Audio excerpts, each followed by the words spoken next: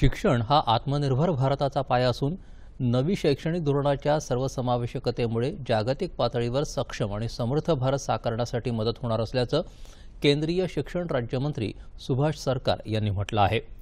Pune institute of business मॅनेजमेंटच्या 14व्या दीक्षांत समारंभात दूरदृश्य प्रणालीद्वारे ते आज बोलत होते। स्टार्टअप इंडिया सुरू करून सरकारनं संशोधनावर लक्ष केंद्रित केलं असून आपल्या ज्ञानाचा उत्तम वापर करून युवक स्वावलंबी होतील असा विश्वास त्यांनी व्यक्त केला। राज्यपाल रमेश बैस या कार्यक्रमाला उपस्थित होते। देशात नवकल्पनांची निर्मिती करणारे, त्यांना चालना देणारे यशस्वी तरुण उद्योजक घडवण्याची गरज त्यांनी व्यक्त केली।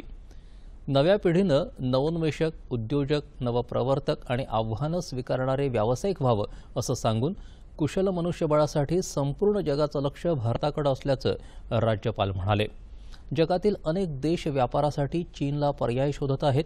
युवकांना कौशल्य आणि नवनिर्मितीचं प्रशिक्षण देऊनच देशाला या संधीचा लाभ घेता येईल असं राज्यपालांनी सांगितलं। देशाच्या विकासासाठी कृत्रिम बुद्धिमत्तेचा उपयोग करण्यात व्यवस्थापक स्नातकांनी देशाला अग्रेसर ठेवावं अशी अपेक्षाही त्यांनी व्यक्त केली।